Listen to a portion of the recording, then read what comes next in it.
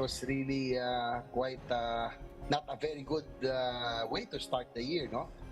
Given the fact that our airspace, our main radar or air management system had to be shut down, and there were no incoming and outgoing flights for quite a long time.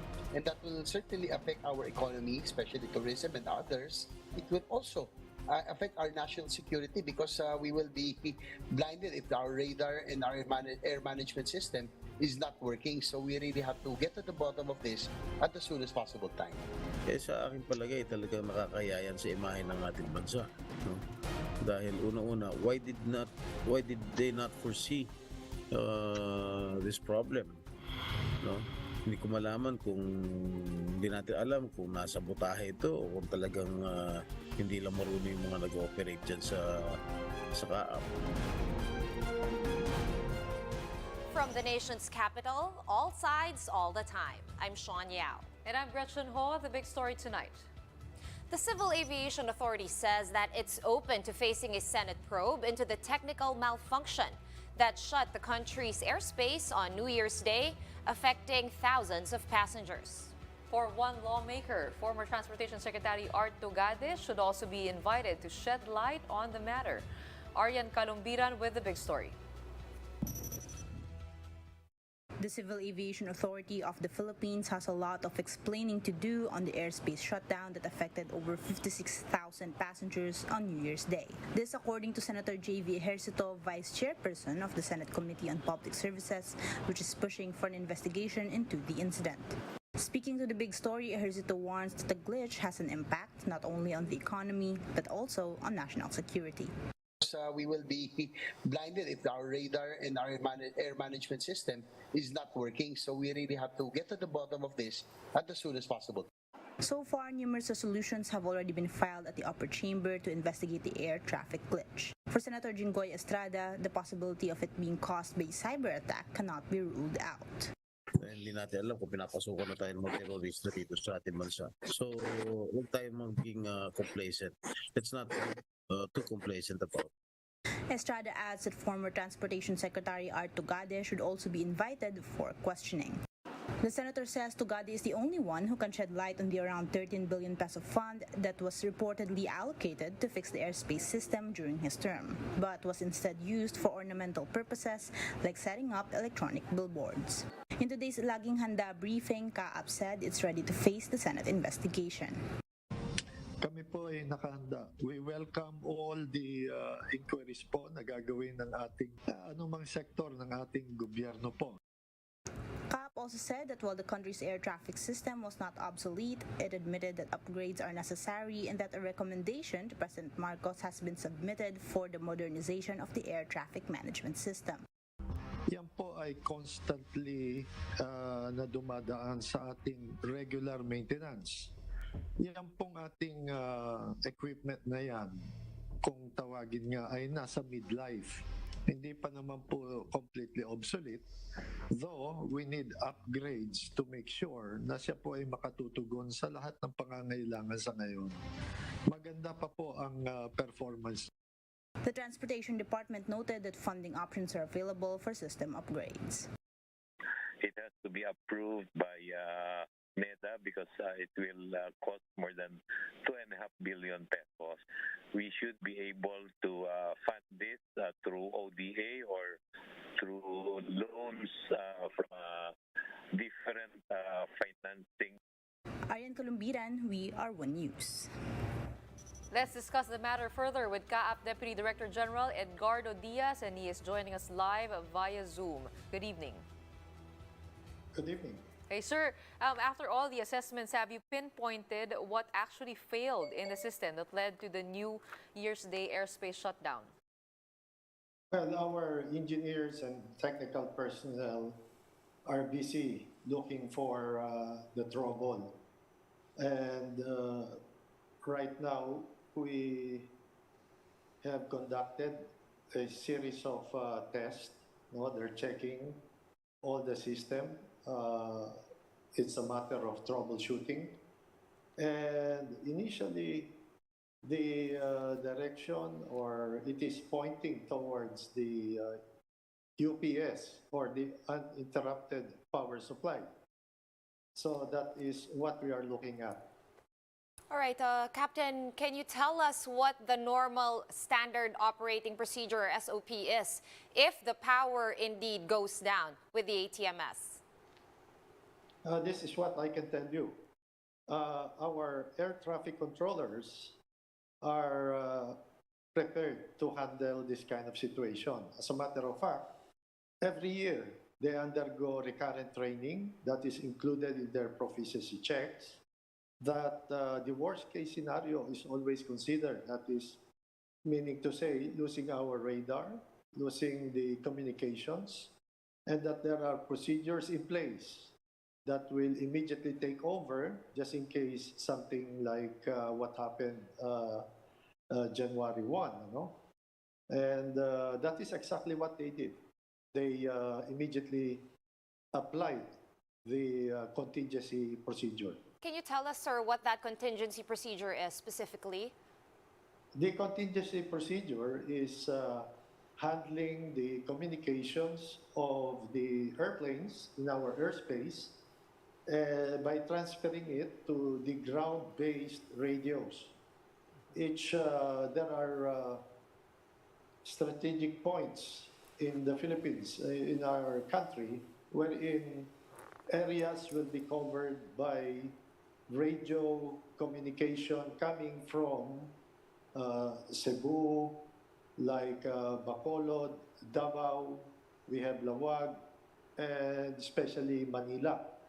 So when we lost power to our radar facilities and communication, which is via satellite, they applied the so-called legacy procedure, wherein they will be using ground-based radio equipment.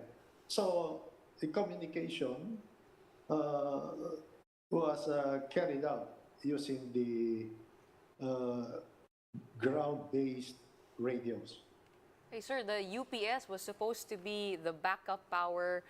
It also had a backup UPS that bogged down. Is there no redundancy or fail-safe system installed for something as critical as this? We do have redundancy. You see, we have two UPS, and the system is that once UPS failed, the other UPS should be able to take over. But in this case, that did not happen, and that is now the subject of investigation. All right, while we wait for the result of that investigation, Captain, if these contingencies of going to the ground radio were followed, did we really need to shut down our entire airspace like what happened on January 1st? No, the shutdown of the airspace was brought about by the failure of our communications and radar. Now, your CNS ATM was affected. And as I've said a while ago, communication is through satellite using our CNS ATM. But the ground-based radios were not affected by that. That is why that was the backup procedure. And that is exactly what was applied by our controllers. Taking a look at the whole situation, is this something that usually happens in aviation, or is this something unique? This is not usual. The usual is that we have all of our equipment working, but in this particular case, there was a power source problem causing all our communication, navigation, and radar system going offline. So we have to apply contingency measures. All right, thank you so much for your time, Deputy Director General Edgardo Diaz via Zoom. We'll have more on Captain Edgardo Diaz on the Chiefs right after the big story. Stay tuned. And several passengers remain stranded at the NAIA after the system malfunction that hampered flights nationwide on New Year's Day. This is after the Civil Aviation Authority of the Philippines announced early today that provincial airports affected by the airspace shutdown have resumed normal operations. In Manila, passengers are seen still waiting for their flights to be rebooked, while others got their flights diverted. Airport officials have said that it may take 2 or 3 days before operations normalize. So far, airlines have extended assistance to stranded passengers, which include free meals. The Transportation Department did say, though, that airlines are not obliged to extend additional help, but are doing so anyway. The DOTR explained that under the Air Passenger Bill of Rights, airlines are only required to compensate passengers if the cause of flight delay is the carrier itself. For Congressman Joey Salceda, the DOTR should work on having the incident tagged as a safety concern so that passengers can be properly reimbursed. After the break, one individual was confirmed dead while hundreds of families in Lanao del Norte had to be evacuated due to floods spawned by intermittent rains caused by a low-pressure area. We'll look into that and more when the big story returns. Keep it here on One News.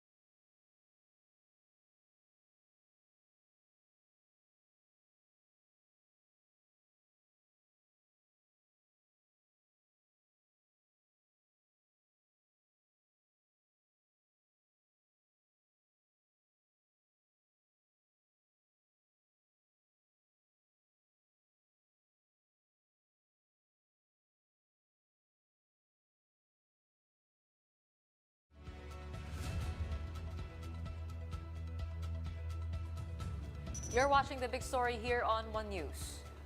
President Bongbong Marcos is currently on his way to China for his 2-day state visit.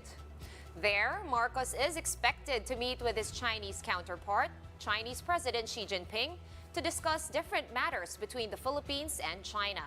Let's go into more detail with this.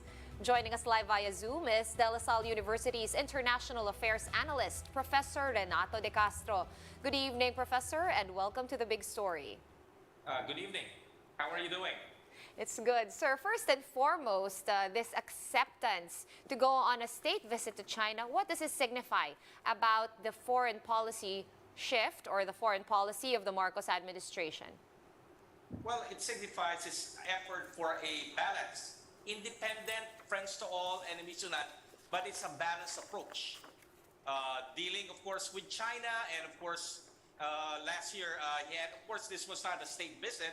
He went to New York, and of course, he had a chat with President Joe Biden. Then, of course, he attended a summit meeting between ASEAN and the EU in Brussels. And of course, by February, he will be going to Japan. So the key word here is trying to find the balance in terms of Philippine foreign policy.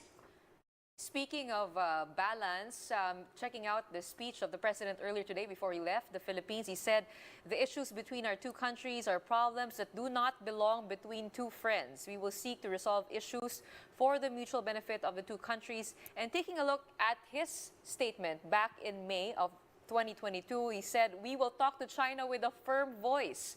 And there's no room for negotiation. So is there a change in tone with the president given those two pronouncements? Not necessarily, at least at the onstart of his term, he basically drew the line. We will negotiate with China on the basis, of course, of the arbitral ruling, and of course, upholding Philippine territorial rights and, of course, territorial sovereignty, but at the same time, of course, trying to find a modus vivendi with China. Can we find a ground that we could negotiate? Of course, the notion of resolving this dispute in his lifetime is a tall order. Let's be realistic about it. It will take generation for Filipinos and Chinese to resolve this issue, primarily because of the root cause of this, this territorial dispute. It's China's effort for maritime expansion. So he already started. This will be my position. I will uphold what, of course, came out in the arbitral ruling, which, of course, he announced even before he became president, but, of course, through negotiations and, of course, consultation with China. All So right. he laid down basically his cards. This is how I would approach the issue. Right, and So I having don't said see that, any Professor, contradiction. right, but having said that, Professor, do you think the West Philippine Sea or, the disputed waters issue will be raised at all during this visit? I think he would raise it the same way as President Duterte raised that issue and when he went to Beijing in October, and of course in his last state visit in August 2019, he would raise the issue. Probably he would even mention the arbitral ruling, the fact that this is his policy. Chances are, of course, President Xi Jinping would say, okay, let's resolve this through friendly consultation. I'm not acknowledging the ruling. Let's agree to disagree. So at least the key point here is try to manage the tension without, of course, actually resolving the dispute. Because I guess it will take generations of Filipinos and Chinese to eventually resolve this issue once and for all. Yeah, so you And of course, he mentioned, also emphasized the fact the resolution of this issue should be mutually beneficial to both parties. That is, of course, easier said than done. speaking of mutual benefit, I'm taking a look now at some statistics released by the PSA in 2022. We are at a trade deficit with China. With a $15 billion, 35% of Philippine trade gap is with China. Do you think it's possible to actually achieve that with this meeting, saying that PBBM's goal is to get more investments, more opportunities for Filipinos out of this meeting? Of course, that is the goal, but whether we could achieve that goal is, of course, is another matter. Every time we have a president going to China, we often mention the fact that, the possibility that China could basically resolve all our economic problems. That is, of course, a pie in the sky. Because my take here is, if we really want to achieve economic growth recovery, China is an important economic partner, but we should diversify. We should not be simply dependent on China. So China could, it's a trading partner, important trading partner, but we have other trading partners. And of course, China is not the number one source of foreign investment. And of course, China, although President Marcos said China is an important donor in terms of ODA, China is not number one. Right, So do you the key think... point here is not simply to lean on to whether it's China, Japan, or the United States. The key point here is diversification. Right, and exactly what kind of balance are we hoping to achieve? For one, of course, we do import, like many other countries in the world, we import a lot from China, more than we export, also as Gretchen mentioned. But then again, there's also a lot of other things. I think those that were mentioned were people-to-people exchanges on Yes, the that's sectors of important, infrastructure, right? Yeah, And but of also course, in yeah. agriculture. Right, so what can we expect to really get out of China? Can we expect to get more ODA deals, which we expected in the previous administration? No, A lot that's did not right. come to fruition. Right. So Well, what can... to be realistic about this summit, It's just more of getting to know you. So, in fact, a number of the agreements that are signed are not actually implementing agreements. They're memorandum of understanding. So that's usually the style when we go to, our presidents, whether it's President Benigno Aquino III, President Rodrigo Duterte, and right now President Ferdinand Marcos Jr., it's always in the form of memorandum of understanding. This is how the Chinese basically approach it.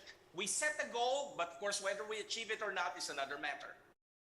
Well, thank you so much for leveling our expectations on that. De La Salle University International Affairs Analyst Professor Renato De Castro. And flooding in Lanao del Norte leaves 1 dead and thousands affected after non-stop rains on Monday. The fatality was an 8-year-old girl from Baroy town.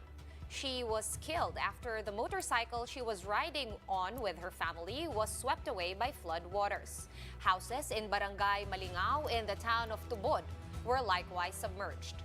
Authorities said that the Bulod River also overflowed. Pagasa says that the trough of the low-pressure area has been causing the widespread rains in Mindanao. It was last located some 220 kilometers southwest of Zamboanga City. Nais natin ipabot sa ating mga kababayan na as of 2 a.m. kaninang umaga, sa lahat na nasabi ko pong mga munisipyo, humupa na po ang tubig. All roads are now passable. Devotees have started flocking to Quiapo Church ahead of the Feast of the Black Nazarene on January 9. The Quiapo Church is expecting around 1 million people to participate in the activities lined up. For health and safety reasons, the traditional pahalik has been canceled yet again, and the same goes for the annual Grand Procession or Traslacion. Instead, the Quiapo Church will hold a pagpupugay wherein devotees will be allowed to touch the image. There will also be a walk of faith from the Quirino Grandstand to Quiapo Church on January 8, following the route of the Traslacion. The replica of the Black Nazarene will also be brought to different churches in Metro Manila and other regions in Luzon. Pinakikiusapan ho namin ang mga deboto na nasa mga probinsya na kayo ho ay dadalawin. So hindi na ho kung ang nais lamang ay masilaya ng imahe ng Nazareno, mahawakan at makapagdasal, hindi na ho kinakailangang pumunta sa simbahan ng Quiapo o sa grandstand. Right after this break, Shabu via delivery. Now that's something, isn't it? We'll look into that and more when the big story returns. Keep it here on One News.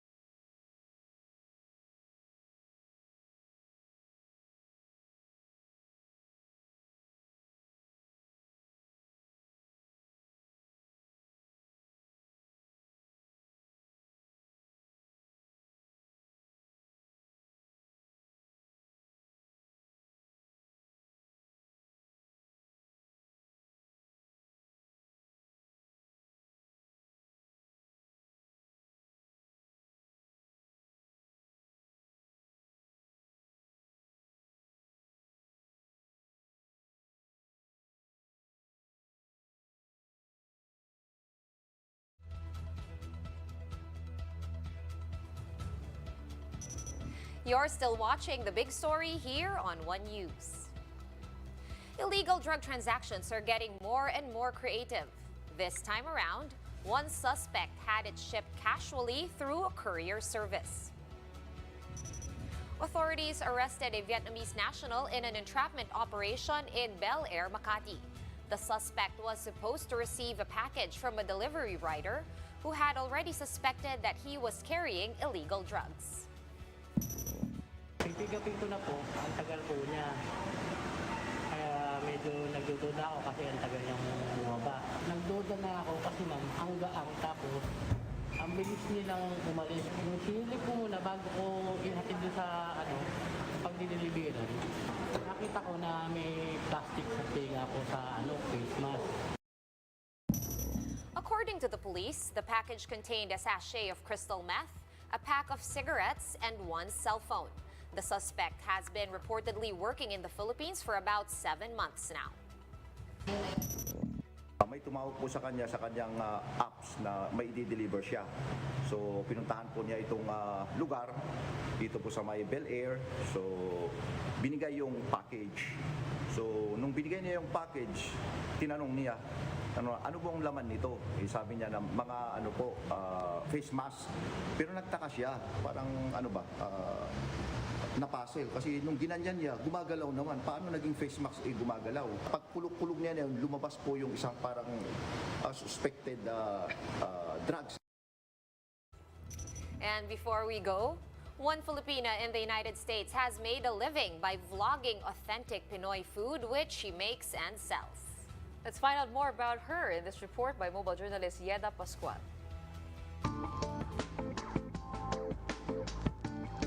Pinoy cuisine has now become quite a staple in the U.S. food scene, and our kababayans there are cashing in on its popularity. This is Nitzivel Reed, a Cebuana, who now lives in California with her husband and kid. In 2019, Nitz decided to start vlogging, and because she loves to cook, this is what she used for content, which eventually became a business. Sa araw-araw, meron lang akong like 5 or 6 orders. Tapos, yung malaking orders every Saturday. Kaya every Saturday lang ako nagvi-video. And then weekend naman, bumibili ako ng mga ingredients. And then niready ko yung mga